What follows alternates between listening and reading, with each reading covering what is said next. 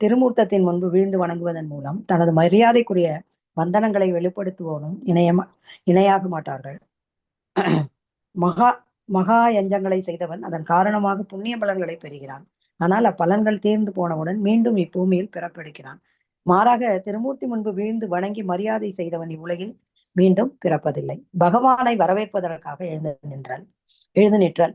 பிரம்மாண்ட புராணத்தில் பகவானின் ரத யாத்திரை உற்சாகத்தை கண்டு பின்னர் பகவானை வரவேற்பதற்காக எழுந்து நிற்கும் ஒருவன் தனது உடலில் உள்ள அனைத்து பாவங்களை நீக்கிக் கொள்கிறான். அடுத்தது திருமூர்த்தத்தை பின்தொடர்ந்து செல்லுதல். தாழ்ந்த குலத்தில் பிறந்தவனாயினும் அது ரத யாத்திரை உற்சவத்தின் போது திருமூர்த்தங்கள் தனக்கு முன்புறமோ அல்லது பின்புறமோ கடந்து செல்கையில் அவற்றை பின் தொடர்ந்து செல்வானாயின் அவன் விஷ்ணுவிற்கு இணையான செல்வம் பெறுவது உறுதியாகும். விஷ்ணு கோவிலுக்கோ அல்லது புண்ணிய தலங்களுக்கோ செல்லுதல். புராணங்களில் புண்ணிய தலங்களுக்கான விருந்தாவனம், மதுரா, துவாரகை போன்ற இடங்களுக்கு யாத்திரை செல்லும் மனிதர்கள் உண்மையில் கீர்த்தி பெறுகின்றனர். நாம் முன்னோர் கூறியுள்ளபடி விருந்தாவனம், மதுரா மற்றும் துவாரகை போன்ற இடங்களில் அனைத்து கோவில்களுக்கும் சென்று பக்தர்கள் அனைவரும் பயன்பெறும் முறை ஒன்று இருக்கிறது. ஹரி பக்தி சுதோதயத்திலும் கிருஷ்ண உணர்வில் தூய பக்தி தொண்டால் தூண்டப்பட்ட மனிதர்கள் விஷ்ணுவின் திருமூர்த்தங்களை தரிசிப்பதற்காக பல்வேறு கோயிலுக்கு செல்கின்றனர். அதனால் அவர்கள் மீண்டும் அன்னையின் கருவறை சிறைக்குள் குடிபுவதிலிருந்து நிச்சயம் விடுதலை பெறுகின்றனர். அடுத்தது விஷ்ணு கோவிலுக்கு சுற்றி வலம் வருதல். ஹரிபக்தி சுதோதயத்தில் விஷ்ணுமூர்த்தியினை சுற்றி வலம் வரும் ஒருவன் இந்த உலகில் பிறப்பு இறப்பு என்று மீண்டும் மீண்டும் சுற்றி வருதலை வெற்றி கொள்கிறான் என்று கூறப்பட்டிருக்கிறது. தனது பௌதீக வாழ்க்கை காரணமாக தொடர்ந்து ஏற்படும் பிறப்பு இறப்பின் மூலமாக சுற்றி வந்து கொண்டிருக்கின்றான். கோவிலில் உள்ள திருமூர்த்தி சுற்றி வலம் வருவதன் மூலம் அதனை வெற்றி கொள்ளலாம். சதுர்மாசம் விரதம் இந்தியாவில் சிராவண விரதம் தொடங்கி ஆவணி மழைக்காலத்தில் 4 மாதங்கள் ஜூலை, ஆகஸ்ட், செப்டம்பர், அக்டோபர் பின்பற்றப்படுகின்றது. இந்த 4 மாதங்களும் கிருஷ்ண உணர்வினை பரப்புவதற்காக ஓரிடத்திலிருந்து மற்றொரு இடத்திற்கு பயணம் செல்லும் துறவிகள் ஒரே இடத்தில், அதிலும் குறிப்பாக ஏதோ ஒருவருக்கு புண்ணிய கஷேத்திரத்தில் தங்கியிருப்பர். இக்காலத்தில் கடுமையாக பின்பற்ற வேண்டிய சில ஒழுங்குமுறை விதிகள் இருக்கின்றன. ஸ்கந்த புராணத்தில் இக்கால கட்டத்தில் ஒருவன் விஷ்ணு கோவிலில் ஒரு நாளைக்கு 4 முறை சுற்றி வலம் வந்ததென்றால் அவன் இப்பிரபஞ்சம் முழுவதையும் சுற்றியவனாக கருதப்படுவான். இவ்வாறு சுற்றி வருவதன் மூலம் கங்கை நதி பாய்ந்தோடும் எல்லா புண்ணிய சேத்திரங்களையும் பார்த்தவனாக ஒருவன் கருதப்படுகிறான். வழிபாடு. ஸ்ரீமத் பாகவதம் 10ஆம் காண்டம் 81ஆம் அத்தியாயம் 19வது ஸ்லோகத்தில் கிருஷ்ணரின் உயிர் நண்பனான சுதாமா என்பவன் ஒரு பிராமணனின் வீட்டிற்கு செல்லும் பொழுது கிருஷ்ணரை வழிபட்டால் போதும், ஒருவனால் சொர்க்கத்தில் உள்ள செல்வங்களை, முக்தியையும், பிரபஞ்சத்தில் உள்ள எல்லா உலகங்களின் மீதும் ஆட்சி செலுத்தும் அதிகாரத்தையும், உலகின் அனைத்து செல்வங்களையும், எல்லா யோக சித்திகளையும் மிக எளிதாக அடைய முடியும். சுதாமா தன் மனதுக்குள் இவ்வாறு எண்ணிக்கொண்டு சென்ற நிகழ்ச்சியின் பின்னணி பின்வருமாறு. கிருஷ்ணர் தமது அன்பான சுதாமா என்பவனுக்கு ஒரு பிராமணர் வீட்டில் சென்று சிறிது உணவு வாங்கி வருமாறு கட்டளையிட்டார். அந்த பிராமணர்கள் அப்போது ஒரு பெரிய வேள்வி ஒன்று செய்து கொண்டிருந்தனர். அதனால் ஸ்ரீ கிருஷ்ணர் சுதாமாவிடம் தாமும் பலராமரும் பசியால் வருந்துவதாகவும் அதனால் அவன் அப்பிராமணர்களிடம் சென்று அவர்களிடம் சிறிது உணவு வாங்கி வர வேண்டும் என்று கூறினார். சுதாமா பிராமணர்கள் சென்று உணவு கேட்ட பொழுது அவர்கள் உணவு தர மறுத்துவிட்டனர். ஆனால் பிராமணர்களின் மனைவியாரும் ஸ்ரீ கிருஷ்ணர் பசியால் வருந்துகிறார் என்று கேள்விப்பட்டவுடன் பல்வேறு வகையான சுவைமிக்க உணவுகளை எடுத்துக்கொண்டு ஸ்ரீ கிருஷ்ணருக்கு படைப்பதற்காக அவர் இருக்கும் இடத்திற்கு சென்றார். அடுத்தது பகவானுக்கு தொண்டு செய்தல். ஒரு அரசனுக்கு அவனது சேவகர்கள் எவ்வாறு புரிகின்றார்களோ அதுபோல கிருஷ்ணருக்கு ஒருவன் தொண்டு செய்தான் என்றால் அவன் தனது மரணத்திற்கு பிறகு கிருஷ்ணலோகத்திற்கு நிச்சயம் செல்வான் என்று குறிப்பிடப்படுகிறது. கிருஷ்ணரை வழிபடுவது இருத்தல் வேண்டும் என்பதற்காக அதனால்தான் பிருந்தாவனத்தில் உள்ள நூற்றுக்கணக்கான கோவில்களில் உள்ள திருமூர்த்தங்கள் ஒரு அரசனை போன்றே வழிபடப்படுகின்றன. நாரதிய புராணத்தில் பகவானின் ஆலயத்தில் ஒருவன் சில மணித்துளிகள் இருந்தான் என்றாலும் அவன் நிச்சயமாக உன்னத கடவுள் உலகத்தை அடைவான். அதாவது சமுதாயத்தில் உள்ள பெரும் செல்வந்தர்கள் விஷ்ணுவை வழிபடுவதற்காக எழில்மிக்க கோயில்களை கட்ட வேண்டும். அப்போதுதான் அக்கோவில்களின் எழிலால் மக்கள் ஈர்க்கப்பட்டு அங்கு சென்று பகவானின் முன்னர் ஆடுவதற்கோ அல்லது புனித நாமத்தை பாடுவதற்கோ அல்லது புனித நாமத்தை கேட்பதற்கோ அவர்களுக்கு வாய்ப்பு கிடைக்கும். இது தொடர்பாக ஸ்ரீமத் பாகவதம் 4ஆம் காண்டம் 21ஆம் அத்தியாயம் 31வது ஸ்லோகத்தில் பிருது தமது குடிமக்களிடம் கூறுகிறார். அன்பிற்குரியவர்களே, முழுவதற் கடவுளான பகவான் ஹரியே விழுந்துவிட்ட ஆத்மாக்கள் அனைவரையும் உண்மையில் மீட்பவர் ஆவார். தேவர்கள் எவராலும் இவ்வாறு கட்டுண்ட ஆத்மாக்களை மீட்க முடியாது. கிருஷ்ணரால் அல்லது அவரது அருள் பெற்ற ஒருவரால் தான் ஒருவனை மீட்க முடியும்.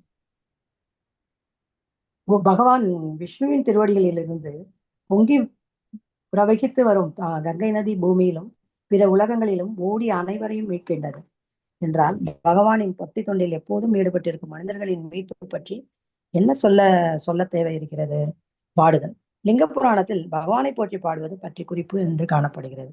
பகவானின் கீர்த்திகளை போற்றி பாடுவதில் உளப்பூர்வமாக ஈடுபட்டிருக்கும் ஒருவன் முழுமுதற் கடவுள் இருக்கும் அதே உலகினை அடைவது உறுதி. பகவான் கிருஷ்ணரை இவ்வாறு பாடுவது சிவபெருமானின் பிரார்த்தனைகளை விட சிறந்தது. அடுத்தது சங்கீர்த்தனம். இந்த சங்கீர்த்தனம் ஒருவன் இறைவனது திருவிளையாடல்களையும் அவரது குணங்களையும் வடிவங்களையும் உரத்த குரலில் பாடும்போது சங்கீர்த்தனம் எனப்படும். சங்கீர்த்தனம் என்பது பகவானின் புனித நாமத்தை கூட்டமாக சேர்ந்து பாடுதல் எனவும் பொருள்படும். விஷ்ணு தர்மத்தில் இவ்வாறு கூட்டமாக சேர்ந்து பாடுவதை பாராட்டும் குறிப்பு ஒன்று காணப்படுகின்றது. அது அன்பிற்குரிய மன்னனே கிருஷ்ணா என்னும் சொல் மிகவும் புனிதமானதாகும். அதனால் அப்படைய புனித நாமத்தை ஓதும் எவனொருவனும் அவன் பல்வேறு பிறவிகளில் செய்த பாவத்தின் பலன்கள் அனைத்தையும் ஒரே நொடியில் நீக்கிக் கொள்கிறான். ஸ்ரீமத் பாகவதம் 7ஆம் காண்டம் 9ஆம் அத்தியாயம் 18வது சுலகத்தில் பிரகலாத மனிதர் பகவானிடம் பின்வருமாறு வேண்டுகிறார். போற்றுதற்குரிய பகவான் நரசிம்மரே, உமது தொண்டனாக நான் உயர்வு பெற்றேன் என்றால் பிறகு உமது லீலைகளை பற்றி கேட்பது எனக்கு எனும். நீரே பரம நண்பரும் வழிபடுதற்குரிய பரம புத்தியும் ஆவர், பரம மூர்த்தியும் ஆவர். உமது உன்னதமான லீலைகளை கேட்டால் ஒருவன் தனது பாவங்கள் அனைத்தையும் வெல்ல முடியும். பகவானின் லீலைகளை பற்றி ஏராளமான பாடல்கள் இருக்கின்றன. பிரம்ம சமீதை பிரம்மதேவனாலும், நாரத பஞ்சராத்திரம் நாரத முனிவராலும், ஸ்ரீமத் பாகவதம் சுகதேவ கோஸ்வாமியாலும் பாடப்பட்டது. ஒருவன் செவிக்குளிர இவற்றை கேட்டான் என்றால் மண்ணுலகப்பிடியிலிருந்து எளிதாக அவனால் வெளிவர முடியும். இறைவனை நீ பாடல்களை கேட்பதில் எந்த விதமான இடையூறும் இருக்கக்கூடாது. ஸ்ரீமத் பாகவதம் முதல் காண்டம் 5ஆம் அத்தியாயம் 22வது சுலகத்தில் நாரத முனிவர் அவரது சீடர் வியாசதேவரிடம் கூறுகிறார். அன்புசால் வியாசனே, விரதம் இருத்தல், தவங்கள் செய்தல், வேதங்களை கற்றல், பெரிய வேள்விகள் செய்தல், வேத மந்திரங்களை ஓதுதல், உன்னத ஞானத்தை பற்றி யூகித்தல், தானங்கள் செய்தல் போன்றவற்றை எல்லாம் மனிதர்கள் ஈடுபடுவது பக்தர்களோடு உறவு கொள்ள ஒரு இடத்தை பெறுவதற்கும் பகவானின் கீர்த்திகளை ஓதுவதற்கும் என்பதை முதலில் நீங்கள் நன்கு தெரிந்து கொள்ள வேண்டும். வழிபாடு. ஒரு மந்திரத்தை மென்மையாகவும் மெதுவாகவும் ஓதுவது வழிபாடு. அதே மந்திரத்தை ஓசையுடன் உரத்து கூறினால் கீர்த்தனை. உதாரணமாக, ஹரே கிருஷ்ணா கிருஷ்ண கிருஷ்ணா ஹரே ஹரே, ஹரே ராம ராம ராம ஹரே ஹரே. இந்த மகாமந்திரத்தை ஒருவன் தனக்கு மட்டும் கேட்கும்படி ஓதினால் அது வழிபாடு. அதே மந்திரத்தை அனைவரும் கேட்கும் வண்ணம் ஓதினால் அது கீர்த்தனை ஆகும். மகாமந்திரத்தை வழிபாடு மற்றும் கீர்த்தனம் என்னும் இரண்டிற்கே பயன்படுத்த முடியும். பத்ம புராணத்தில் புனித நாமத்தை மென்மையாகவோ அல்லது உறக்கவோ ஓதும் எவன் ஒருவனுக்கு முக்திக்கான பாதையும் வீடு பேருக்கான பாதையும் ஒரே சமயத்தில் திறக்கப்படுகின்றன. அடுத்தது சரணடைதல். ஸ்கந்த புராணத்தில் பகவானின் தாமரை திருவள்ளிகளிடத்தில் சரணடைதலை பற்றி குறிப்பு காணப்படுகின்றது. அறிவிலே தெளிவுடைய பக்தர்கள் கிருஷ்ணரிடம் தங்கள் சரணாகதியை பின்வருமாறு 3 வழிகளில் அளிக்கின்றனர். சம்பிரார்த்தனாத்மிகா, உணர்ச்சி மயமாக வழிபடுதல். தைன்ய ஓதிகா, பணிவுடன் தன்னை சரண் கொடுத்தல். லாலசாமயி, சில நிறைவு நிலைகளை விரும்புதல். ஆன்மீக வாழ்வில் சில நிறைவு நிலைகளை விரும்புவது என்பது புலனுகர்ச்சி என்று. முழுவதற் கடவுளுடன் தனக்குள்ள உண்மையான தொடர்பு என்னவென்பதை ஒருவன் உணரும் பொழுது அவன் தனது உண்மை நிலையினை புரிந்து கொண்டு தனது பழைய நிலையில் மனித கிருஷ்ணரின் நண்பனாகவோ சேவகனாகவோ தாயாகவோ காதலியாகவோ மீண்டும் தன்னை அமர்த்தி கொள்ள விரும்புகிறான். இதுவே சாமி அல்லது ஒருவனது உண்மையான இயற்கை நிலைக்கு திரும்பிச் செல்வதில் பேரார்வம் கொண்டிருத்தல் என்று அழைக்கப்படுகிறது. அடுத்தது பத்ம புராணத்தில் பணிவின் சரணடைதலை பற்றி குறிப்பு ஒன்று உள்ளது. போற்றுதற்குரிய பகவானே, என்னை விட ஒரு பாவி இங்கு வேறு எவரும் இல்லை, என்னை விட பெரிய குற்றவாளியும் இங்கு வேறு யாரும் இல்லை. இவ்வாறு பெரும் பாவியும் குற்றவாளியுமாகிய நான் எனது பாவங்களுக்காக உன்னிடம் மன்னிப்பு பெற வரும்பொழுது மிகவும் வெட்கப்படுகிறேன். என்னுடன் தனது முந்தைய பிறவியில் ஏதோ சில பாவங்கள் செய்திருப்பான் என்பது ஒன்றும் அதிசயமல்ல. ஆயினும் அவன் அவற்றை ஒத்துக்கொண்டு பகவானிடம் மன்னிப்பு பெற வேண்டும். அவ்வாறு அவன் செய்யும் பொழுது பகவான் அந்த நேர்மையான பக்தனை மன்னித்தருள்கிறார். அதற்காக பகவானின் எல்லையற்ற கருணையை பயன்படுத்தி கொண்டு வருவன் அதே போன்று பாவச் செயல்களை மீண்டும் மீண்டும் செய்யக்கூடாது. அவ்வாறு செஞ்சால் மன்னிக்கப்படுவான் என்று பொருள் கொள்ளக்கூடாது. இது நாணமற்றவர்களின் மனநிலையாகும்.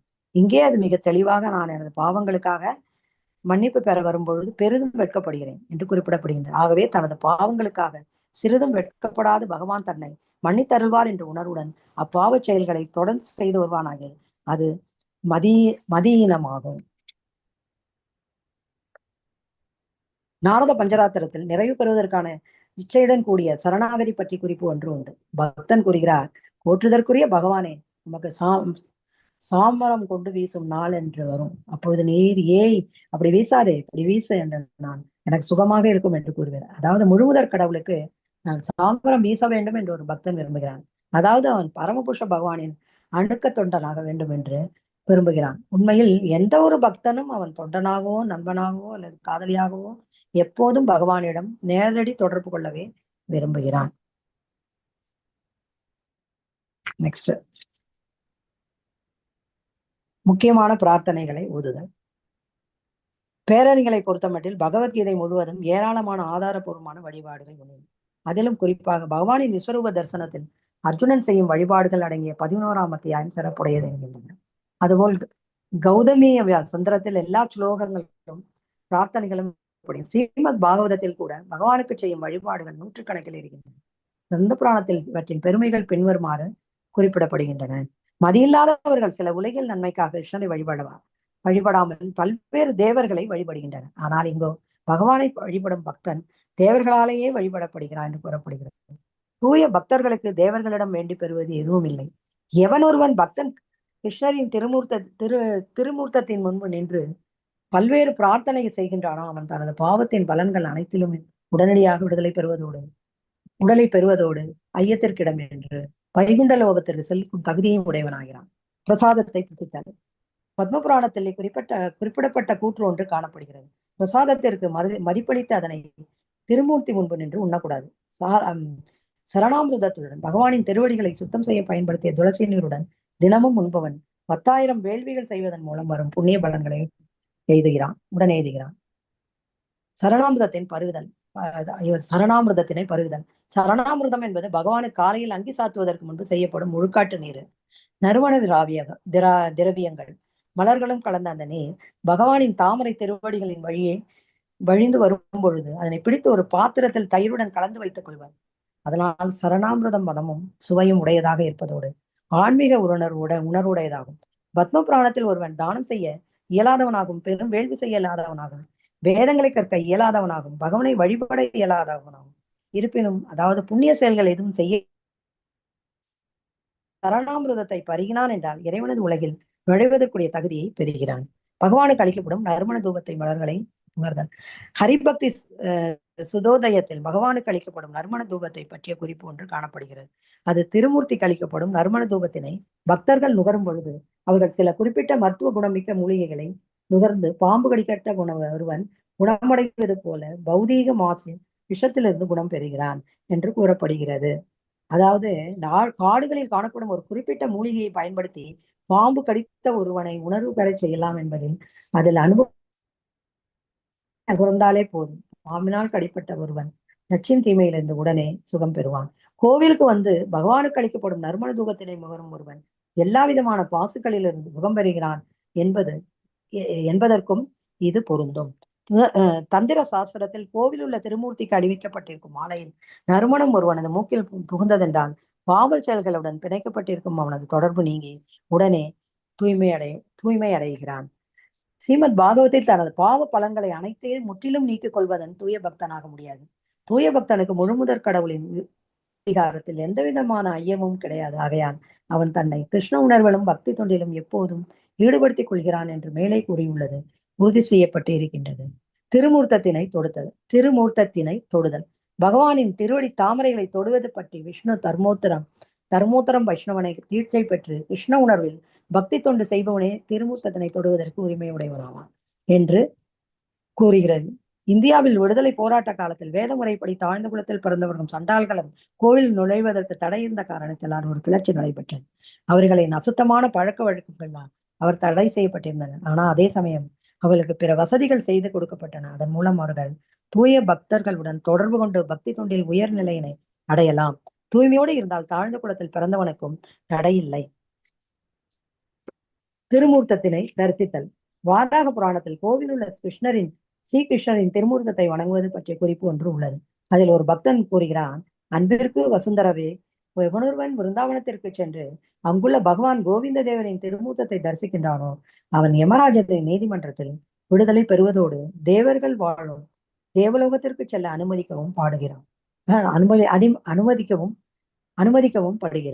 அடுத்தது ஆர்த்தி மற்றும் பகவானின் திருவிழாக்களை காணுதல். ஸ்கந்த புராணத்தில் திருமூர்த்தத்தின் ஆர்த்தியை காண்பது பற்றி பின்வரும் விளக்கம் காணப்படுகிறது. தீப வழிபாடு நடைபெறும் பொழுது ஒருவன் பகவானின் திருமுகத்தை காண்பானாகினால் அவன் ஆயிரக்கணக்கான லட்சக்கணக்கான ஆண்டுகளாக தான் செய்து வரும் பாவ பலங்களிலிருந்து விடுபடுகிறான். அவனும் பிராமணனை கொன்ற பாவத்திலிருந்து அல்லது இது போன்ற தடை செய்யப்பட்ட பாவங்களிலிருந்து கூட மன்னிக்கப்படுகிறான். வைணவரிடையே கிருஷ்ண ஜெயந்தி, ராமநவமி, சில வைணவர்களின் பிறந்த நாட்கள், பகவான் ஊஞ்சலில் ஆடும் ஜூலன் யாத்ரா, தோல யாத்ரா, மார்ச் மாதத்தில் செய்யப்பட்ட பகவானின் செயல்கள் போன்ற பல்வேறு திருவிழாக்கள் கொண்டாடப்படுகின்றன. இந்த எல்லா விழாக்களிலும் பகவான் ரதத்தில் அமர்ந்திருந்த இந்த ரதம் நகரின் பல்வேறு தெருக்கள் வழியே செல்லும். அதனால் ஊர்வலமாக வரும் பகவானை தரிசித்து மக்கள் பலன் பெறுகின்றனர். அக்னி புராணம் எவன் ஒருவன் ஆலயத்தினுள் திருமூர்த்தி வழிபாட்டினை மகிழ்ச்சியுடன் காண்கின்றானோ அவன் பஞ்சராத்திர நூலில் விளக்கப்படும் கிரியா யோக பலன்களை எய்த பெறுவான் என்று குறிப்பிடப்படுகிறது. கிரியா யோகம் என்பது பெரும்பாலும் சாதாரண பக்தி தொண்டு போன்றதே ஆகும். ஹரே கிருஷ்ணன். ஓகே மாதாஜி, முடிஞ்சிருச்சு.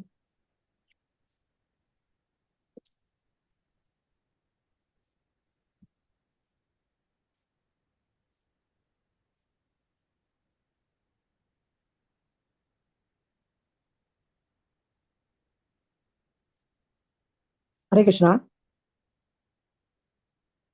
ஹரே கிருஷ்ணா மாதாஜி. அவ்வளவுதான், ரொம்ப ஷார்ட்டா தான் பண்ணிட்டீங்களா மாதாஜி? இந்த பாயிண்ட்ஸ் போறோம்னு நினைக்கிறேன். அப்படியா? போறாதா? இதுக்கு மேல என்ன இது தெரிஞ்சா போறோமே. இந்த சைடு ஹெட்டிங் வச்சு நம்ம எழுதிடலாம்ல. மேம் போயிட்டாங்களா? என்னாச்சு, கேட்டீங்களா இல்லையா? பரவாயில்ல பிரபுஜி, யாருமே பேச மாட்டாங்க. ஹரே கிருஷ்ணா மாதாஜி. நல்லா இருந்துச்சு. அவ்வளவுதான், பாயிண்ட்ஸ் நிறைய வேண்டாம்ட்டு கம்மியா பண்ணிட்டானா. அதே மாதிரிதான் 2-3 லெசன்ல அப்படி பண்ணிருக்கேன். ஏன்னா 19 லெசன் எடுக்கணுங்கிறதுக்காக பாயிண்ட்ஸ் கம்மி பண்ணிட்டு பண்ணிக்கலாங்கிறதுனால வேற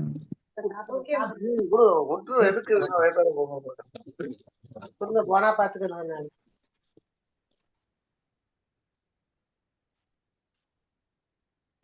சரி.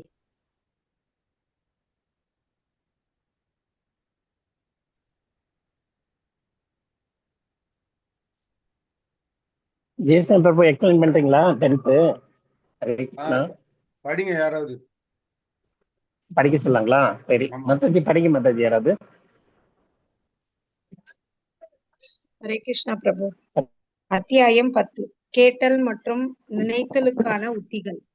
கேட்டல் கிருஷ்ண உணர்வு மற்றும் பக்தி தொண்டின் தொடக்க நிலையே கேட்டல் ஆகும். இதனை வடமொழியில் சிரவணம் என்பர். மக்கள் அனைவருக்கும் பக்தி நிகழ்ச்சிகளில் வந்து கலந்து கொள்வதற்கான வாய்ப்பு. ஹரே கிருஷ்ணா பிரபு. மக்கள் அனைவருக்கும் பக்தி நிகழ்ச்சிகளில் வந்து கலந்து கொள்வதற்கான வாய்ப்பு அளிக்கப்பட வேண்டும். அப்போதுதான் அவர்களால் அதனை பற்றி கேட்க முடியும். கேட்டல் என்பது கிருஷ்ண உணர்வில் வளர்ச்சி பெறுவதற்கு இன்றியமையாதது. உன்னத ஒலி மந்திரங்களை செவியார கேட்ட பின் ஒருவன் விரைவில் தூய்மை பெற்று தன் மனதில் தூய்மை ஒலி மந்திரங்களை செவியார கேட்ட பின் ஒருவன் விரைவில் தூய்மை பெற்று தன் மனதில் தூய்மை பெறுகிறான். பகவான் சைத்தன்யர் கேட்டல் என்பது மிகவும் முக்கியமானது என்று வற்புறுத்துகிறார். அது மாசுடைய ஆத்மாவின் இதயத்தை சுத்தம் செய்கிறது. அதனால் அவன் விரைவில் பக்தி தொண்டில் ஈடுபடுவதோடு கிருஷ்ண உணர்வையும் புரிந்து கொள்கிறான். கருட புராணத்தில் கேட்பதன் முக்கியத்துவம் அழுத்தமாக வற்புறுத்தப்படுகின்றது. உலகின் கட்டுப்பட்ட நிலையானது பாம்பு கடித்த மனிதன் உணர்வின்றி கிடப்பது போன்றதாகும். இது ஏனென்றால்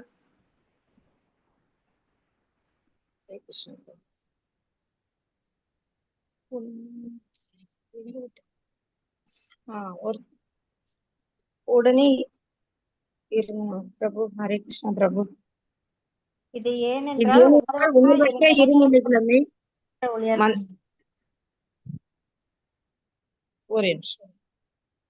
பாம்பு கடித்த மனிதன் உணர்வின்றி கிடப்பது போன்ற. இது ஏனென்றால் உணர்வற்ற இரு நிலைகளுமே மந்திர ஒளியால் முடிவு பெறுகின்றன என்று அப்புராணத்தில் குறிப்பிடப்பட்டிருக்கின்றது. ஒரு மனிதனை பாம்பு கடித்தால் அவன் உடனே இறந்து விடுவதில்லை. முதலில் உணர்விழந்து ஒரு மயக்க நிலையில் இருக்கிறான். அதுபோல் உலகில் உள்ள ஒருவன் தனது உண்மையான ஆத்மாவை அறியாததனாலும் தனது உண்மையான கடமை மற்றும் கடவுளுடன் தனக்குள்ள தொடர்பு பற்றி அறியாது இருப்பதாலும் அவனும் கூட உறங்கிக் கொண்டுதான் இருக்கின்றான். ஆகவே உலக வாழ்க்கை என்பதற்கு பொருள் மாயை என்னும் பாம்பினால் கடிக்கப்பட்ட ஒருவன் கிருஷ்ண உணர்வில்லாதவனாக இருப்பதால் அவன் பெரும்பாலும் இறந்தவனே ஆவான் என்பதாகும். இப்போது பாம்பினால் கடிக்கப்பட்டு இறந்தவனாக கருதப்பட்ட அந்த மனிதன் சில மந்திரங்களை ஓதுவதன் மூலம் மீண்டும் உயிர் பெற்றவனாகிறான். இம்மந்திரங்களை ஓதுவதில் தேர்ந்த சிலராலே இச்சாதனையை செய்ய முடியும். அதே போல் ஹரே கிருஷ்ண கிருஷ்ண கிருஷ்ண ஹரே ஹரே, ஹரே ராம ராம ராம ஹரே ஹரே என்னும் மகாமந்திரத்தை கேட்பதால் ஒருவன் உலகின் உணர்வற்ற மயக்க நிலையிலிருந்து கிருஷ்ண உணர்விற்கு திரும்பி வர முடியும். ஸ்ரீமத் பாகவதம் 4ஆம் காண்டம் 29ஆம் அத்தியாயம் 40வது ஸ்லோகத்தில் பகவானின் லீலைகளை பற்றி கேட்பதின் முக்கியத்துவம் பற்றி பரீட்சித்து மன்னருக்கு சுகதேவ கோஸ்வாமியால் எடுத்துரைக்கப்படுகின்றது. அன்பிற்குரிய அரசனே, மகா ஆச்சாரியர்கள், புனிதாசிரியர்கள் பகவானின் உன்னத லீலைகளை பற்றி பேசும் இடத்தில் ஒருவன் இருத்தல் வேண்டும். அந்த ஆச்சாரியர்களின் முழு நிலவு போன்ற முகங்களிலிருந்து பொங்கி வரும் அமிர்த நதிக்கு ஒருவன் தனது செவியில் இடம் கொடுக்க வேண்டும். உன்னத ஒலிகளை ஒருவன் தொடர்ந்து கேட்பதில் ஆர்வமுடையவனாக இருந்தான் என்றால் பின்னர் அவன் நிச்சயம் அனைத்து வகையான பசி, தாகம், பயம், துக்கம் போன்றவற்றில் இருந்தும் விடுதலை பெறுவான். ஸ்ரீ சைத்தன்ய மகாபிரபுவும் கேட்டல் என்னும் இம்முறை இன்றைய கலியுகத்தில் ஆத்ம உணர்வு பெறுவதற்கு சிறந்த வழி என்று பரிந்துரைக்கிறார். இக்கலியுகத்தில் ஒழுங்குமுறை விதிகளை முற்றிலும் பின்பற்றுவதோ முன்ன பரிந்துரை செய்யப்பட்ட வேதங்களை நன்கு கற்பதோ மிகவும் கடினமானதாகும். எனினும் மகா பக்தர்கள் மற்றும் மகா ஆச்சாரியர்கள் எழுப்பும் உன்னத ஒலி அலைகளை ஒருவன் தனது செவிகளில் ஏற்றுக்கொண்டான் என்றால் அது ஒன்றே அவனுக்கு அனைத்து வகையான மாசுக்களிலிருந்தும் விடுதலை அளிக்கும். அதனால் தான் சைத்தன்ய மகாபிரபு பகவானின் உண்மை பக்தர்களான அதிகாரமுடையவர்களிடமிருந்து ஒருவன் கேட்டல் வேண்டும் என்று பரிந்துரைக்கிறார். ஹரே கிருஷ்ணா.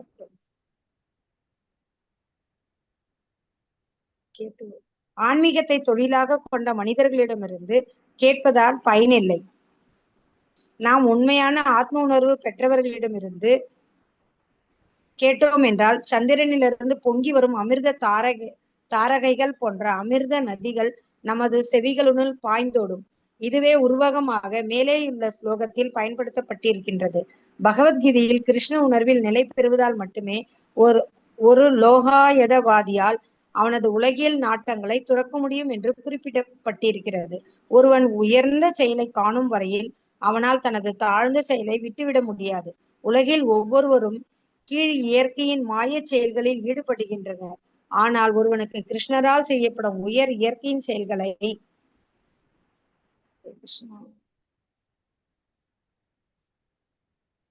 சுவைப்பதற்கு சந்தர்ப்பம் அளிக்கப்பட்டதென்றால் பிறகு அவன் தனது கீழான இன்பங்கள் அனைத்தையும் மறந்து விடுவான். கிருஷ்ணர் குருஷேத்திர போர்க்களத்தில் உரையாடும் பொழுது லோகாயதவாதியின் கண்களுக்கு அது இரு நண்பர்களுக்கு இடையிலான உரையாடலாக தெரிகின்றது. ஆனால் உண்மையில் அது கிருஷ்ணரின் திருவாயிலிருந்து பொங்கி பிரவகிக்கும் அமிர்த நதியாகும். அர்ஜுனன் அந்த மந்திர ஒலிக்கு தனது செவியில் இடமளித்தான். அதனால் அவன் உலகியல் பிரச்சனைகளின் அனைத்து மயக்கங்களிலிருந்தும் விடுதலை பெற்றான். ஸ்ரீமத் பாகவதம் 12ஆம் காண்டம் 3ஆம் அத்தியாயம் 15வது ஸ்லோகத்தில் உன்னத ஒலி அதிர்வுகளால் போற்றப்படும் பகவான் கிருஷ்ணரின் பக்தி தொண்டில் ஒருவன் மாறா இச்சையுடையவனாக இருந்தான் என்றால் அவன் எப்போதும் அவரது கீர்த்திகளையும் உன்னத குணங்களையும் கேட்டல் வேண்டும்.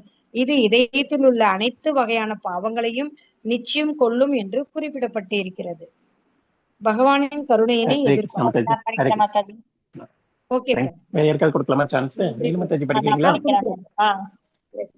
பகவானின் கருணையினை எதிர்பார்த்தல். நான் படிக்கிறேன் பிரபுஜி. ஹரே கிருஷ்ணா. ஹரே கிருஷ்ணா. சரி மாதாஜி, வேற யாராவது படிக்கிறீங்களா மாதாஜி? நான் படிக்கிறேன் பிரபுஜி. நான் படிக்கட்டா? நான் படிக்கிறேன். படிங்க. ஸ்ரீமத் யார் மாதாஜி? சிவகாமி. படிங்க. படிங்க மாதாஜி ப்ளீஸ். பகவானின் ஓகே பிரபுஜி. பகவானின் கருணையினை எதிர்பார்த்தல். ஸ்ரீமத் பாகவதம் 10ஆம் காண்டம் 14ஆம் அத்தியாயம் 8வது ஸ்லோகத்தில் போற்றுதற்குரிய பகவானே, உமது காரணமற்ற கருணையானது தனக்கு அருள்பட வேண்டும் என்று கருத்து கொண்டும் தனது முந்தைய தீவினைப்பனையால் துன்பம் அனுபவித்துக் கொண்டும் இருக்கும் நகுலன் உமக்கு தனது உள்ளத்தின் ஆழத்திலிருந்து மரியாதைக்குரிய வந்தனங்களை செலுத்துகிறான் என்றால் அவன் நிச்சயம் விடுதலை பெறுவதற்கு தகுதியுடையவன் ஆகிறான். ஏனென்றால் அவ்விடுதலை அவனது நியமன கோரிக்கையாகிறது. ஸ்ரீமத் பாகவதத்தின் இக்குறிப்பு எல்லா பக்தர்களும் ஒரு வழிகாட்டும் நெறியாக இருத்தல் வேண்டும். ஒரு பக்தன் தனது முந்தைய தீவினை பயனிலிருந்து உடனே விடுதலை பெற வேண்டும் என்று எதிர்பார்க்க கூடாது. இது போன்ற தீவினை பயனிலிருந்து விடுபட்ட ஆத்மா எவருமிலர். ஏனென்றால் வாழ்க்கை என்பதற்கு பொருளே தனது முன்வினை பயனால் இன்பமோ துன்பமோ அதனை தொடர்ந்து அனுபவிப்பது என்பதாகும். ஒருவன் தனது உலகியற் செயல்களுக்கெல்லாம் செய்து முடித்து விட்டான் என்றால் அவனுக்கு பிறப்பு என்பது கிடையாது. இது கிருஷ்ண உணர்வு செயலை ஒருவன் செய்ய தொடங்கும் பொழுது சாத்தியமாகும். ஏனென்றால் இது போன்ற செயல்கள்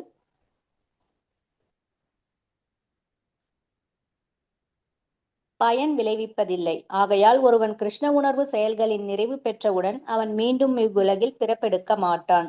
தமது முன்விலை பயனிலிருந்து முற்றிலும் விடுபடாத ஒரு பக்தன் தனது பாதையில் எத்தனை தடைகள் ஏற்பட்ட போதிலும் கூட கிருஷ்ண உணர்வு செயலை கவனமுடன் தொடர்ந்து செய்து வருதல் வேண்டும். அவ்வாறு தடைகள் ஏற்படும் பொழுது அவன் கிருஷ்ணரை நினைத்து அவ்வாறு கருணையினை எதிர்நோக்க வேண்டும். அது ஒன்றே ஆறுதலாகும். ஒரு பக்தன் இதே உணர்வுடன் தனது வாழ்நாளை கழித்தான் என்றால் அவன் பகவானின் இருப்பிடத்திற்கு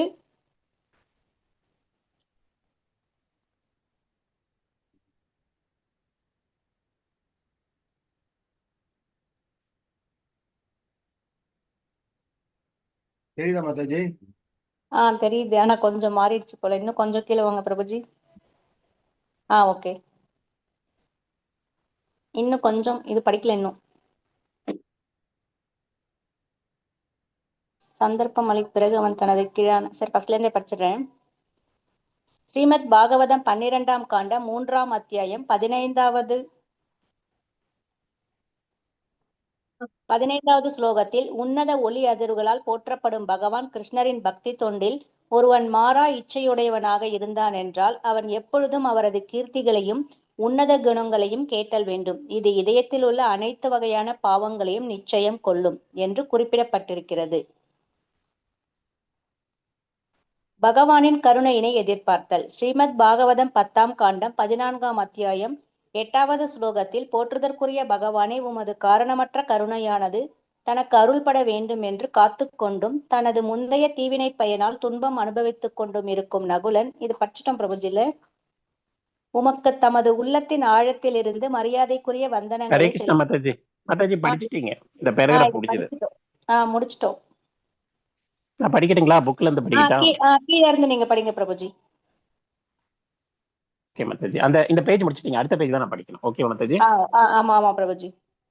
ஆகையால் ஒருவன் கிருஷ்ண உணர்வு செயல்களை நிறைவு பெற்றவுடன் அவன் மீண்டும் இவ்வுலகில் பிறப்பெடுக்க மாட்டான். தனது முன்வினை பயனில் இருந்து முற்றிலும் விடுபடாத ஒரு பக்தன் தனது பாதையில் எத்தனை தடைகள் ஏற்பட்ட போதிலும் கூட கிருஷ்ண உணர்வு செயல்களை கவனமுடன் தொடர்ந்து செய்து வருதல் வேண்டும்.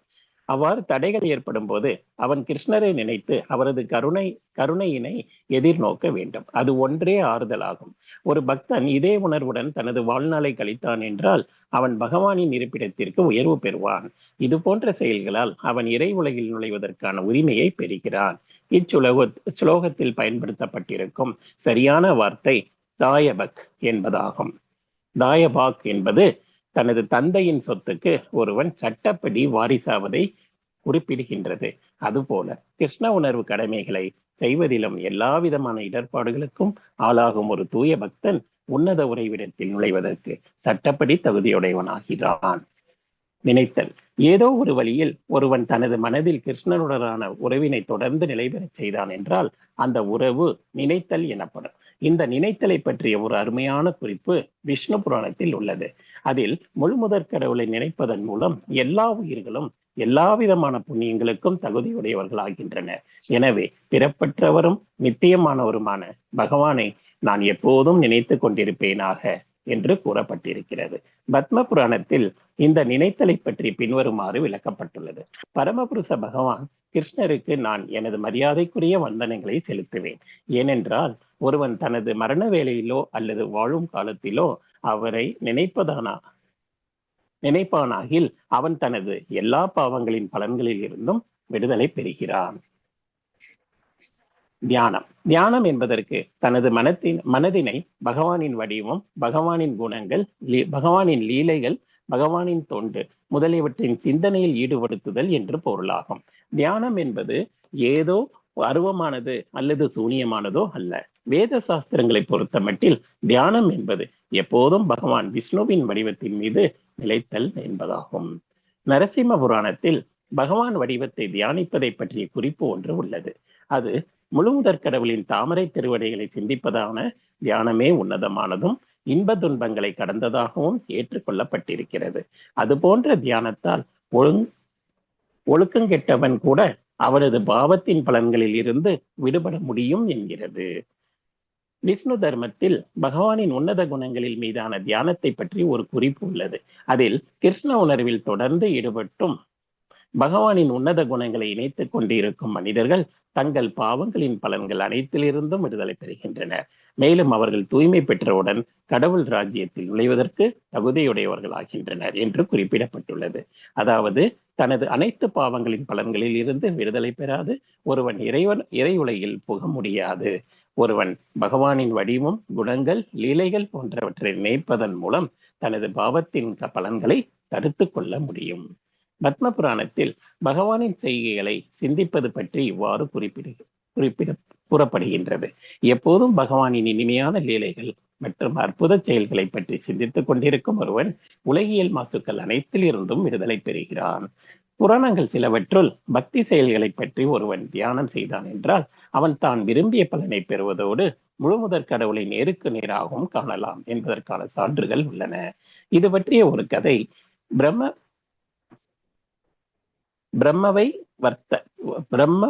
பிரம்ம வைவர்த்த புராணத்தில் உள்ளது. தென்னிந்தியாவில் உள்ள பிரகிஷ்டானபுரம் என்ற ஊரில் ஒரு ஏழை பிராமணன் இருந்தார். அவன் ஏழையான போதிலும் தனது முந்தைய பாவங்களின் பலனாலும் கிருஷ்ணரின் விருப்பத்தாலும் தனக்கு போதிய பொருளோ செல்வமோ கிடைக்கவில்லை என்று கருதி அது பற்றி வருந்தாது வழக்கமான அமைதியுடன் வாழ்ந்து வந்தான். அவன் வெள்ளை மனதுடையவன். சில சமயம் அவன் ஆத்ம உணர்வு பெற்ற மகாத்மாக்களின் சொற்பொழிவுகளை கேட்க செல்வான். அது போன்ற ஒரு கூட்டத்தில் ஒரு முறை அவன் வைஷ்ணவ செயல்களை பற்றி சிரத்தையுடன் கேட்டுக்கொண்டிருந்த போது அம்மேன்மையான செயல்களை தியானத்திலும் கூட ஒருவன் செய்ய முடியும் என்று அறிந்து கொண்டான். வைணவ செயல்களை உடல் அளவாலே செய்ய இயலாவிட்டால் உளப்பூர்வமாக ஒருவன் அச்செயல்களை தியானித்து அதே பலன்களை பெறலாம். அப்பிராமணன் ஏழையாக இருந்த காரணத்தால் தியானத்தின் மூலம் மிகவும் ஆடம்பரமான பக்தி செயல்களை சிந்திக்கலாம் என்று தீர்மானித்து அதனை செயல்படுத்தவும் தொடங்கினான். சில சமயம் அவன் கோதாவரி நதிக்கு நீராடச் சென்று நீராடி முடித்தவுடன் ஆற்றங்கரையில் ஒரு தனிமையான இடத்தில் அமர்ந்து பிரணாயாமம் எனப்படும் சுவாச பயிற்சியின் மூலம் தனது மனதினை ஒருமுகப்படுத்தினான். இப்பயிற்சிகள் தானாகவே ஒருவனது மனதினை ஒரு குறிப்பிட்ட பொருளின் மீது நிலை பெறச் செய்வது உரியவை ஆகும். சுவாச பயிற்சிகள் மற்றும் பல்வேறு யோகாசனங்களின் பலன் இதுவே ஆகும். முன்னாளில் சாதாரண மனிதர்கள் கூட எவ்வாறு தங்கள் மனதினை இறைவனது சிந்தனையில் நிறைவேறச் செய்வது என்பதை நன்கு அறிந்திருந்தனர். அதனால் அந்த பிராமணனும் அதனையே செய்தான். அவன் பகவானின் உருவத்தை தனது மனதில் பதிய செய்தவுடன் அவன் தனது தியானத்தில் பகவானுக்கு விலையுயர்ந்த பட்டாடைகள், ஆபரணங்கள், மணிமகுடங்கள் போன்றவற்றை அணிவதாக கற்பனை செய்ய தொடங்கினான். பின்னர் அவன் கற்பனையிலே கோவிலை மிகவும் அருமையாக சுத்தம் செய்தான். சுத்தம் செய்து முடித்தவுடன் அவன் தன்னிடம் பல பொன் சொம்புகளும் வெள்ளி சொம்புகளும் இருப்பதாக கற்பனை செய்து அவற்றை ஆற்றுக்கு எடுத்து சென்று அவற்றில் புனித நீரை நிரப்பினான். அவன் கோதாவரி ஆற்றிலிருந்து மட்டுமல்லாது கங்கை, யமுனை, நர்மதை, காவேரி போன்ற நதிகளில் இருந்தும் கூட நீர் எடுத்து வந்தான். ஒரு வைஷ்ணவன் மந்திரங்களை ஓதுவதன் மூலம் இப்புண்ணிய நதிகளின் நீரை பெறுகிறான். இந்த பிராமணனோ மந்திரம் ஓதுவதற்கு பதிலாக தானே நேரடியாக அந்த நதிகளுக்கு சென்று பொன் வெள்ளி பாத்திரங்களில் நீர் எடுத்து வருவதாக கற்பனை செய்தான். பிறகு அவன் வழிபாட்டுக்குரிய மலர்கள், பழங்கள், வாசனை திரவியங்கள், சந்தனம் போன்றவற்றை சேகரித்தான். அவன் எல்லாவற்றையும் திருமூர்த்தத்தின் முன்பு சமர்ப்பித்தான். இந்த மலர்களும் நீரும் வாசனை திரவியங்களும் திருமூர்த்திகளின் திருப்திக்கேற்ப படைக்கப்பட்டன. பிறகு அவன் தீபாவளி காண்பித்தான். இவ்வாறு வழிபடுவதற்குரிய ஒழுங்குமுறை வழிகள் அனைத்தையும் அவன் சரியாக செய்து முடித்தான். ஹரே கிருஷ்ண மாதாஜி, பிரணாம். தேங்க்ஸ் மாதாஜி. யாராவது படிக்கிறீங்களா? நான் படிக்கிறேன். Last paragraph.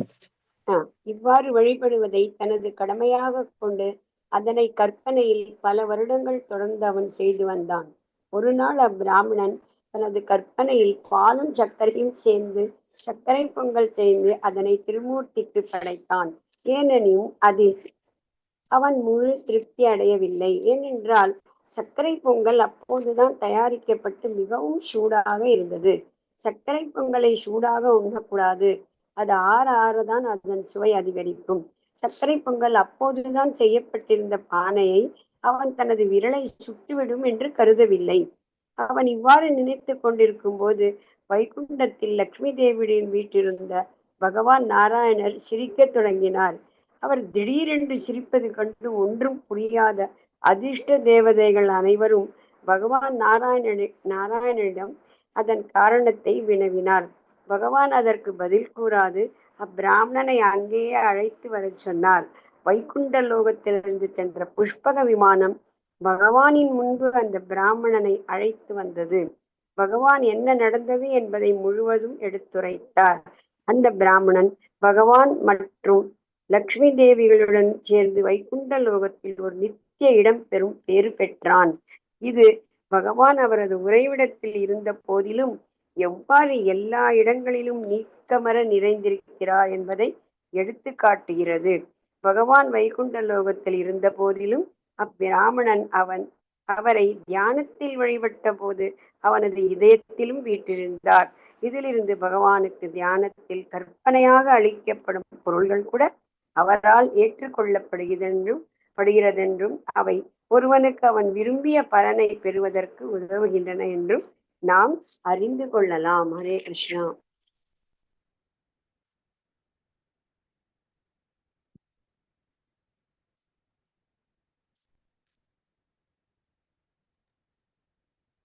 Thank you Mataji. Hare Krishna.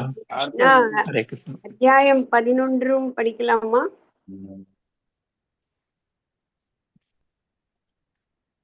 Time இருக்கா?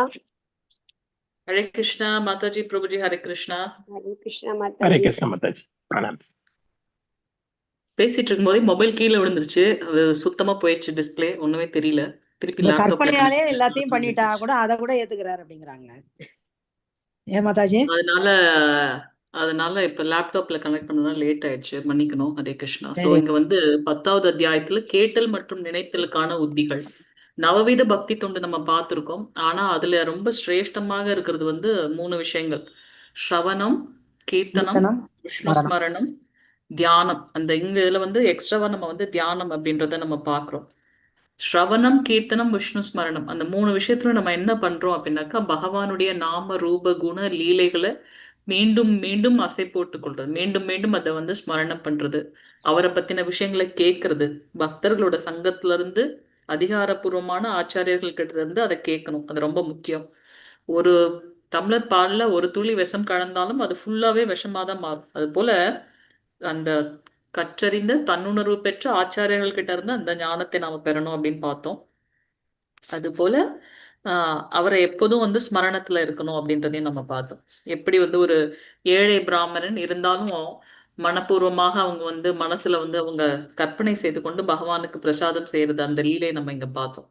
நம்மளுடைய இதுல கூட பாத்தீங்கன்னா மங்களார்த்தி பண்றதுக்கு முன்னாடியும் சரி, இல்ல மற்ற பகவானுக்கு செய்யறதுக்கு முன்னாடியும் ஃபர்ஸ்ட் அவங்க வந்து மனசுல வந்து எப்படி பகவானுக்கு பண்றாங்களோ அந்த ஸ்டெப்ஸ் எல்லாம் வந்து முதல்ல மனசுல நினைச்சுக்குவாங்களாம். அப்புறம் திருப்பி போய் பகவான் இடத்துல வந்து அந்த இதை பிசிக்கலா பண்றாங்க அப்படின்னு பாக்குறோம். பிசிக்கலா பண்றதை காட்டிலும் மனப்பூர்வமாக பகவானுக்கு பண்ணக்கூடிய பக்தி தொண்டுக்கு வந்து ரொம்ப சக்தி அதிகம் அப்படின்றத நம்ம பாக்குறோம். அதுதான் இங்க இந்த பிராமணருடைய கதைகளையும் நம்ம பாக்குறோம் இல்லையா? ஸோ இவ்வாறாக 10வது அத்தியாயம். வேற ஏதாவது புரிதல் பாயிண்ட்ஸ் எதனா சொல்லணும்னா யாராவது சொல்லலாம். ஹரே கிருஷ்ணா. அப்படி இல்லைன்னா 11வது அத்தியாயம் போயிடலாம். கற்பனையிலே எல்லாமே பண்ணி பாத்துறாரு, பாக்குறதுனால அதையுமே ஏத்துக்கிறாங்க அப்படிங்கிறாங்க. ஆமா, லாஸ்ட் பேராகிராஃப் அதானே சொல்றாங்க. சைடு கட்டிங்க படிச்சாலே நான்லாம் காலேஜ் படிக்கும் போதெல்லாம் சைடு கட்டிங் படிச்சுட்டு போயிடுவேன். சைடு கட்டிங் படிச்சே எழுதிடுவேன். சைடு கட்டிங் லெட்டர் பண்ணிடுவேன், அவ்வளவுதான். இதே மாதிரி லாஸ்ட் பேராகிராஃப் சொல்லுங்க மாதாஜி. லாஸ்ட் பேராகிராஃப் நான் வேலைக்கு போகும்போது எனக்கு தெரியாது இது. ஆனா வந்து வேலைக்கு போகும்போது சம்டைம்ஸ் என்னால ஃபுல்லா நான் நினைச்சதை சமைக்க முடியாது சுவாமிக்கு.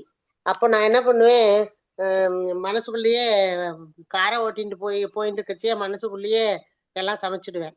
சமைச்சிட்டு அதை அம்சம் பண்ணிடுவேன். அப்படி விளையாட்டா பண்ணிட்டு இருந்தேன் ரொம்ப நாள் நானு. சுவாமிக்கு அப்படி அதுக்காக பூ நம்ம போட்டு அதையே ப்ரொவிஷனா எடுத்துக்க கூடாது. நம்ம இங்க பாக்குறோம், அவர் ஏழை பிராமணன், அவருடைய அதனால தன்மான அவரை முடியலங்கிறதுனால எடுத்துக்கிறேன். பாவம் இருக்கு, அவருக்கு செய்யணும்ன்ற அந்த ஆசை இருக்கு, ஆனா அந்த பொருள் இல்ல. அதனால நீங்க இல்ல சொல்றது அது ரைட்டு, ஓகே, அது உங்களுக்கு ரைட்டு டைம் இல்லாதது மாதாஜி. ஓகே. டைம் இருந்தாலும் இல்லாம மாதாஜி ஒரு நிமிஷம், மாதாஜி ஒருத்தங்க பேசும்போது கொஞ்சம் அமைதியா இருங்க. ஏன்னா இது ஆன்லைன்ல போயிட்டு இருக்கு, நமக்கு சரியா வரல இருங்க. சோ அதனால நம்ம எப்பவுமே அதை செய்யணும்னு இல்ல, நமக்கு அந்த சூழ்நிலைகள் அமையும் போது கண்டிப்பா நம்ம செய்யணும். நீங்க அட்லீஸ்ட் அப்படியாவது அதாவது நம்ம வந்து பகவானோட கனெக்ட் ஆயிருக்கோம். ஆனா என்ன ஆகுது அப்படின்னாக்கா, அதை மட்டுமே செஞ்சுட்டு போயிடுற மாதிரி ஆயிடும். நாளை பின்ன அது இல்ல நாளடைவில் அதே மாதிரி மாதாஜி, ஆயிடும். ஸோ அந்த மாதிரி இருக்கக்கூடாது ஆக்சுவலா. வீட்டுல எப்படி சமைப்போம், ஏதோ மினிமம் சமைப்போம் இல்லையா? பட் பகவானுக்குன்னு இன்னைக்கு பாயசம் பண்ணணும்னு நினைச்சேன்னா பண்ண முடியாத போச்சு. பொங்கல் சக்கரை பொங்கல் பண்ணணும்னு நினைச்சேன்னா பண்ண முடியாது போச்சு, லேட் ஆயிடுது. அப்படின்னா என்ன பண்ணுவேன் நானு, சக்கரை பொங்கலோட வடையும் சேர்த்து அப்பளமும் சேர்த்து எல்லாம் பண்ணி படைச்சிட்டு மனசுக்குள்ள படைச்சிட்டு போயிட்டு இருப்பேன். சூப்பர். அது மாதிரி அது ஹரே என்னமோ கிருஷ்ண இப்ப மாதாஜி. படிச்ச உடனே இது லாஸ்ட் டைம் சரியா கவனிக்கல நானு. பக்தி சாஸ்திரி படிக்கும்போது இப்போ கிளாஸ் மிஸ் பண்ணிட்டேனா என்னன்னு தெரியல. இப்ப படிச்சும் போது திடீர்னு ஞாபகம் வந்தது. நான் ரொம்ப நாள் ஞாபகம் வந்துருச்சு. ஞாபகம் வந்துருச்சு ஹரே எனக்கு. கிருஷ்ண மாதாஜி. ஹரே தேங்க்யூ கிருஷ்ணா மாதாஜி. மாதாஜி. 11வது அத்தியாயம் போயிடலாம் நம்ம. உன்னத தொண்டின் பல்வேறு கோணங்கள். சோ பக்தி தொண்டு பண்றதுல என்ன மாதிரியான கோணங்கள் இருக்கு, அதுதான் நம்ம இந்த ரசங்கள், 5 விதமான ரசங்களை பத்தி பாக்குறோம். தாசிய ரசம், சக்கிய ரசம், சாந்த ரசம், வாத்சல்ய ரசம், மாதுரிய ரசம். சோ இந்த மாதிரியான விஷயங்கள்ல, அந்த ரசங்கள், அந்த பாவத்துல நாம வந்து பக்தி தொண்டு பண்ண முடியும். சோ அதுல முதல்ல வந்து தொண்டு மனப்பான்மை, தாசிய ரசம். கர்மிகளோட கருத்தின்படி கர்ம விளைவுகளை செயல்படுத்துவதே தொண்டு மனப்பான்மை ஆகும். ஆனால் ரூப கோஸ்வாமி போன்ற வைணவ ஆச்சாரியர்களோ தொண்டு மனப்பான்மை என்பது பகவானுக்கு செய்யும் தொண்டுகள். நம்மளுடைய கர்மங்களை நம்ம செய்யறது, அதாவது பௌதீகமாக பொருள் ஈட்டணும், குடும்பத்தை காப்பாத்தணும், இந்த மாதிரி நாட்டை காப்பாத்தணும், அந்த மாதிரியான விஷயங்கள், அது வந்து கர்மிகளோட செயல்கள், அவங்களுடைய பாவம். கர்ம மேதிகள் அப்படின்னாக்கா, என் குடும்பம் நல்லா இருந்தா போதும், ஒரு குடும்பத்தோட தகப்பனா நான் என்ன பண்ணணும், தலைவனா என்ன பண்ணணும், நம்ம ஃபோக்கஸ்டா இருக்கும். அது வந்து கர்ம மேதிகள் அப்படின்னு பார்க்கணும், அவங்களுடைய பாவம். சோ அது வந்து தொண்டு மனப்பான்மை கிடையாது. இங்க நமக்கு வந்து வைணவ ஆச்சாரியர்கள் சொல்றாங்க. அதுதான் ரூப கோஸ்வாமிகள் என்ன சொல்ற, தொண்டு அப்படின்னு வந்துட்டாலே நம்ம பார்த்திருக்கோம், பக்தின்னு சொல்ல ஒரு டிவோஷனல் சர்வீஸ்ன்னு தான் சொல்ற பிரபுபாதர் நமக்கு. பகவானுக்கு செய்யும் தொண்டுகள், அதுதான் வந்து பக்தி தொண்டு அப்படின்றத நம்ம பார்க்கிறோம். சிலவற்றில் நித்தியமாக ஈடுபட்டிருத்தல் என்று கூறுகின்றனர். ஸ்கந்த புராணத்துல வைதீக சடங்குகள், 4 வர்ணங்கள் மற்றும் 4 ஆசிரமங்களின் பற்றுடையவர்களே பக்தர்களாக கருதப்படுகின்றனர் என்று கூறப்பட்டிருக்கின்றது. ஸ்கந்த புராணம், நம்ம 18 புராணங்கள் இருக்குன்னு பாக்குறோம். நம்முடைய முக்குணங்களுக்கு ஏற்றாற் போல அந்த புராணங்கள் வந்து வகுக்கப்பட்டிருக்கு அப்படின்றத நம்ம பாக்குறோம். இந்த வைதீக சடங்குகள் அப்படின்னாக்கா, நம்ம வந்து அந்த ஒரு செயலை மீண்டும் மீண்டும், வைதிக பக்தி பத்தி நம்ம பார்த்துட்டு இருக்கோம் இல்லையா, மீண்டும் மீண்டும் அதை செய்யும் போது அது ராகானுக பக்தியா மாறுது. ஆட்டோமேட்டிக்கா நம்ம அந்த அந்த பாவத்தை நம்ம வந்து அடையிறோம் அப்படின்றத நம்ம பாக்குறோம். மீண்டும் மீண்டும் நம்ம என்ன பண்றோம், ரெகுலரா மங்களார்த்தி போனோம், பகவான் மேல வந்து ஸ்ரத்தையா பண்ணோம், அவரை வந்து எப்படி அச்ச விக்கிரக வழிபாடு பண்ணணும், அதெல்லாம் நம்ம அதை செயல்முறைப்படுத்த ஆட்டோமேட்டிக்கா நமக்கு என்ன ஆகுது, அவங்க மேல பக்திக்கு அடுத்த நிலை உயர்ந்து போறோம். அதுதான் வைதிக பக்தி ராகானுக பக்தியா மாறுதுன்றதெல்லாம் நம்ம பார்த்தோம். இங்க வந்து 4 வர்ணம், வர்ணாசிரமத்தை தான் சொல்லப்பட்டிருக்கு. 4 ஆசிரமங்கள்ல பற்றுடையவர்களே பக்தர்களாக கருதப்படுகின்றார்கள். அந்த 4 ஆசிரமம் 4 வர்ணத்துல நாம இருந்தாலும், அத்தனை இதோட சென்டர் பாயிண்ட் என்ன அப்படின்னு பார்த்தீங்கன்னா, பகவான் ஸ்ரீ கிருஷ்ணரை திருப்திப்படுத்துறதுன்னு பார்க்கணும். ஆனா இந்த பக்தர்கள் உண்மையிலேயே தொண்டில் நேரடியாக ஈடுபடும் பொழுது அவர்கள் பாகவதர்கள் என்று அழைக்கப்படுகின்றார்கள். அதாவது தூய பக்தர்களாக இருத்தல் வேண்டும். பலன் தரும் செயல்கள் அல்லது 4 வர்ணங்கள் மற்றும் 4 ஆசிரமங்களுக்குரிய சுதர்மங்களில் ஈடுபட்டிருப்போர் உண்மையில் தூய பக்தர்கள் ஆக மாட்டார்கள். எப்ப நான் ஒரு பலனை எதிர்பார்த்து ஒரு செயல் செய்யறேன் அப்படின்னாக்கா, அது வந்து பக்தியே கிடையாது அப்படின்றத நம்ம இங்க பார்க்கிறோம் இல்லையா. எதையும் எதிர்பார்க்காம பகவானுக்கு பக்தி தொண்டு செய்யறதுதான் வந்து தூய பக்தி அப்படின்னு நான் பார்க்கிறோம். அனன்ய பக்தி, கலப்படமற்ற பக்தி அப்படின்றத நம்ம பார்க்கிறோம். ராகானுக பக்தி, அதுதான் அவங்களுடைய சுபாவம், இயற்கையாகவே வருது. ஒரு தாய்க்கு வந்து குழந்தை மேல எப்படி அன்பு செலுத்தணும் அப்படின்னு வந்து சொல்லணும்னு தேவையில்லை. அந்த டெலிவரி ப்ராசஸ் நடக்கும்போது அந்த ஃபீல் அவங்களுக்கு ஆட்டோமேட்டிக்கா இருக்கும். ஸோ அதுதான் வந்து இங்க நம்ம பார்க்குறோம். அந்த மாதிரி இவங்க பக்தி செய்ய செய்ய பகவான் மேல இருக்கக்கூடிய அன்பு தன்னால வந்து வெளிப்படும். அது ராகானுக பக்தி அப்படின்றத நம்ம இங்க பார்க்கலாம். சோ எப்ப பலன் தரும் செயல்கள்ல இருந்து விடுபட்டு இருக்காங்களோ அதுதான் தூய பக்தி. அந்த பாவத்தோட அவங்க செயல்கள் செய்யும்போது அவங்க கட்டுப்படுறாங்க அப்படின்றத நம்ம இங்க பாக்குறோம். ஆஹ் ஆயினும் அவர்கள் தங்கள் கர்ம பலன்கள் பகவானுக்கு செலுத்துகின்ற காரணத்தினால் பக்தர்களாக ஏற்றுக்கொள்ளப்படுகின்றார்கள்.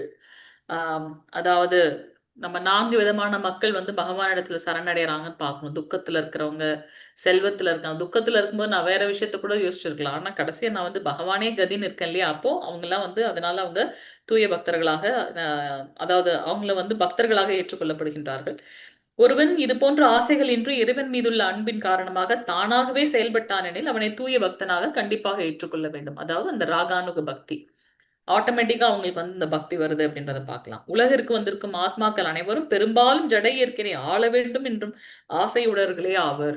நம்ம எதுக்காக இந்த பௌதிக லோகத்துல தெரியும், துக்காலயம் அசாஸ்வதம், நான் பகவானுடைய ஒரு அங்கம், இதெல்லாம் இருந்து அப்புறம் ஏன் நான் இங்க வந்து கஷ்டப்படணும்? இது என்ன இது பிறப்பு இறப்பு சுழற்சி, எத்தனை ஜென்மங்கள் எடுக்கிறது, என்ன இது வேலை? நமக்கு அது சுத்தமா இதே இல்லை. ஏன் நம்ம இங்க வந்து கஷ்டப்பட்டுட்டு இருக்கோம்? ஏன்னா அவரை மாதிரியே நானும் வந்து மதிக்கப்படணும், நானும் அனுபவிக்கணும். எனக்கு கொடுத்த ஒரு சிறிய சுதந்திரத்தை கொஞ்சம் அதீதமாக நான் பயன்படுத்தியதோட காரணம் அவர் என்ன பண்றார், ஓகே நீயும் போய் அதை அனுபவிச்சுட்டு வர்றதுக்காக நமக்கு இந்த இந்த ஒரு ஜட மாயை உலகத்தை உருவாக்கி இருக்கார். ஆனா இது எல்லாம் நம்மளுடைய லோகம். சோ நம்மளும் அதே மாதிரி அனுபவிக்கணும்னு ஆசைப்பட்டதுனால பகவானால அனுகரிக்கப்பட்டதுதான் இந்த பௌதிக லோகம் அப்படின்றத நம்ம பார்க்கலாம். சோ வர்ணாசிரம முறையும் அதற்குரிய குறிப்பிட்ட கடமைகளும் புலனுகர்ச்சியின் பொருட்டு ஒரு பந்தப்பட்ட ஆத்மா உலகினை அனுபவித்து மகிழவும் அதே சமயம் அவன் படிப்படியாக ஆன்மீக உணர்வுக்கு உயர்வு பெறவும் வேண்டும் என்ற நோக்கில் வடிவமைக்கப்பட்டிருக்கின்றன.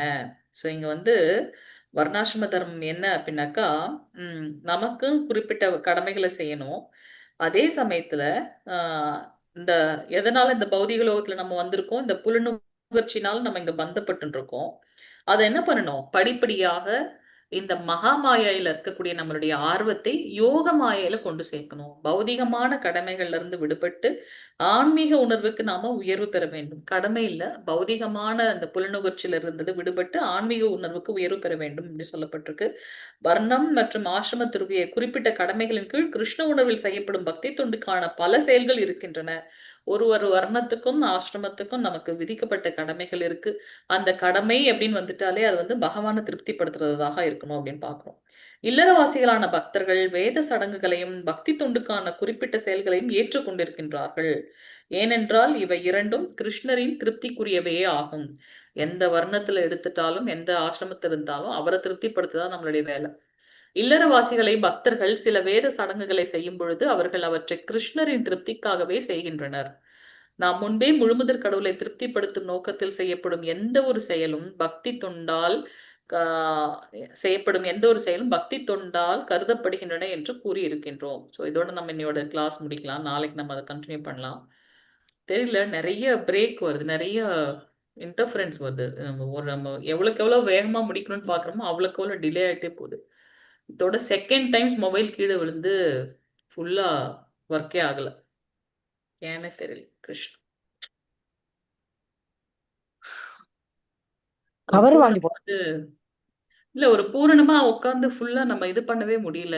ஏன்னு எனக்கு ஒண்ணுமே புரியல. ஒருவேளை இதை முடிக்கணும் நினைக்கிறதுனால இவ்வளவு தூரம் போதா என்னன்னு தெரியல. கவர் போட்டுருங்க. இது அந்த செல்லுக்கு கவர் நல்ல கவரா வாங்கி போட்டு. அதோட 2 போன ஞாயிற்றுக்கிழமை தான் விழுந்துச்சு. திருப்பி இது ஃபுல் இந்த கவர் தான் மத்தாச்சு போட்டிருக்கேன் நான். இருந்தாலுமே அது இப்படி இருந்தா கூட டக்குன்னு இதாயிடுது. என்னன்னு தெரியல. மொபைல் தான் மாத்தணும் இனிமே. ஹரே கிருஷ்ணா. ஓகே, எதிர்போச்சே போடணும் மாதாஜி. இது நம்ம மிஸ் பண்றோம்.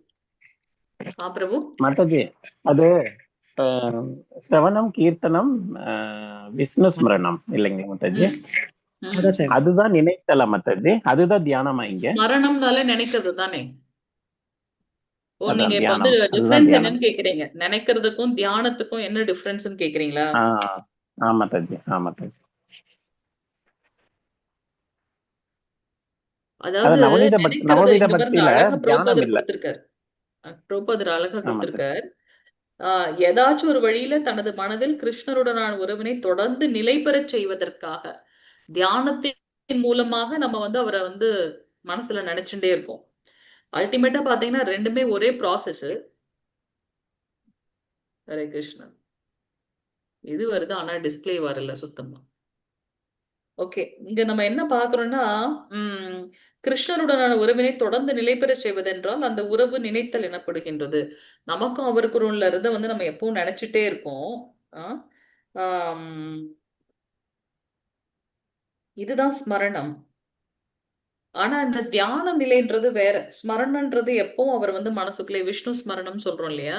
ஸோ இது எப்படி அப்படின்னா, எப்படி வந்து இந்த ஒரு பசு பார்த்தீங்கன்னா சாப்பிட்டு முடிச்சு கொஞ்ச நேரம் எங்க எப்பயாவது அமர்ந்திருக்கும்போது பார்த்தீங்கன்னா அது அப்படியே அசை போட்டுக்கிட்டே இருக்கும். அது போல எப்பெல்லாம் நமக்கு வந்து டைம் கிடைக்குதோ அப்பெல்லாம் பகவானை பத்தி நம்ம நினைக்கணும். அதை எப்படி நினைக்கலாம் அப்படின்னா, அவருடைய நாம ரூப குண லீலைகளை பத்தி கேட்டிருந்தோம் அப்படின்னா நம்ம அதை திருப்பி திருப்பி கேட்டு பார்ப்போம். இன்னைக்கு கிளாஸ்ல நம்ம என்ன பார்த்தோம், இல்ல இன்னைக்கு என்ன ஸ்லோகம் இது பண்ணோம், என்ன பக்தர்களோட வாதிச்சோம், என்ன கேள்விகள் கேட்டோம், என்ன ஆன்சர் கிடைச்சதுன்னு அதை வந்து திருப்பி திருப்பி நினைக்கிறது. தியானம்ன்றதும் அத கிட்டத்தட்ட அதுதான். இதுல நம்ம என்ன பண்றோம் அப்படின்னாக்கா, அந்த அவருடைய ரூபத்துல வந்து நம்ம ஒரு ஒரு இதுலயும் நம்ம வந்து ஃபோக்கஸ்டா இருக்கும். அவருடைய திருப்பாதத்துல அவருடைய அழகை வந்து எப்பவும் நினைச்சிட்டே இருக்கிறது அப்படின்றத நம்ம இங்க பாக்குறோம். ஸோ அல்டிமேட்டா ரெண்டுத்துக்கும் கிட்டத்தட்ட சேம் இதுதான் பிரபுஜி. அது கிளியரா என்ன எதுன்னு எஸ் பார்ப்போம். மாதாஜி. இங்கிலீஷ்ல இப்ப என்ன தியானம் கொடுத்துருக்காங்க. சில சமயம் இப்ப நம்ம டிரான்ஸ்லேஷன் மெடிடேஷன் வந்து தான். இப்போ மாதாஜி, இப்ப மெடிடேஷன் பண்றோம்ல மாதாஜி, அப்ப கூட அந்த நாம ரூப குணங்களை நம்ம நினைச்சு பார்க்கலாம் இல்லையா மாதாஜி? லீலைகளை பத்தி நம்ம நினைச்சுக்கிட்டு சாண்டிங் பண்ணிட்டே இருக்கலாம் இல்லையா மாதாஜி? ஆமா, நான் ரெண்டுத்தையும் என்ன சொல்றேன்னா, ரெண்டுத்துக்கும் அவ்வளோ ஒன்றும் டிஃப்ரென்ஸ் ஒன்றும் கிடையாது. இந்த நினைக்கிறதுலயும் தியானத்துலயும் ரெண்டுத்துலயும் டிஃப்ரென்ஸ் இல்லை. இங்கிலீஷ்ல என்ன கொடுத்துருக்குன்னு பார்க்கலாம். வேதா பேஸ்ல பார்த்துட்டு tomorrow will get okay back. Hare Hare Krishna Krishna. நல்ல மாதாஜி. கொஸ்டின். Thank you thank you. மாதாஜி ஏன்னா நீங்க எது நினைக்கிறது எடுத்தாலுமே ஸ்ரீமத் மாதாஜி பாகவதத்திலுமே நினைக்கிறது வந்து வேற நவவித மாதாஜி. பக்தி தொண்டுல ஒரு நிமிஷம் மாதாஜி. ஸ்ரீமத் பாகவதத்துல நவவித பக்தி தொண்டுல வந்து முதல் 3 இதுதான் மீண்டும் மீண்டும் சொல்லப்பட்டிருக்கு. அதேதான் இது. ரெண்டுத்துக்கும் டிஃபரன்ஸ் இல்ல. இங்கிலீஷ்ல என்னன்னு பார்க்கலாம். ஸ்ரவணம், கீர்த்தனம், விஷ்ணு ஸ்மரணம். அந்த 3 இதுதான் 9 விதமான இது இருந்தாலும் இந்த 3 விஷயம் தான் அதிகமா திருப்பி திருப்பி சொல்லப்பட்டிருக்கு. சொல்லுங்க மாதாஜி, யாரோ இதை பேசுனீங்க. யார் பேசுனீங்க? ஹரே இல்ல கிருஷ்ணா. தியானங்கிறது வந்து உட்கார்ந்து பண்ணணும். அது வந்து முதுத்தண்டை இதுவா வச்சு பண்றதுதான் தியானம். அப்போ வந்து அது மாதிரி நினைக்கிறது வந்து நம்ம ஒரு வேலை செஞ்சுட்டே கூட நினைக்கிறது வந்து நினைக்கிறது. நீங்க அந்த கரெக்ட். லிசனிங் அதுதான் ஹியரிங் மாதிரி சொல்றீங்க டிஃபரன்ஸ் இல்ல பிரபு? மெடிடேஷன் லிசனிங்க்கும் ஹியரிங்க்கும் இருக்கிற டிஃபரன்ஸ் மாதிரி சொல்றீங்க இது ரெண்டுத்துக்கும் இல்லையா? ஆமா ஆமா மெடிடேஷன் தியானம். ஆமா பிரபுஜி. மாதாஜி ஃபோக்கஸ்டா இருக்கிறது இல்ல நீங்க தியானம். ஆனா பாருங்க பிரபு, இந்த ஃபர்ஸ்ட் பேராகிராஃபோட லாஸ்ட் லைன் வாசிச்சு பாருங்களேன். தியானம் இதுல என்ன சொல்லப்பட்டிருக்கு? தியானம்ன்றது எப்போதும் பகவான் விஷ்ணுவின் வடிவத்தின் மீது நிலைத்தல் என்பதாகும். இந்த நினைத்தல் இது பாருங்க, இதுலயுமே வந்து அவரை பத்தி எப்போ நமக்கும் அவருக்கும் இருக்கிற நித்தியமானதை நினைக்கிறதுன்னு இருக்கு சொல்லப்பட்டிருக்கு.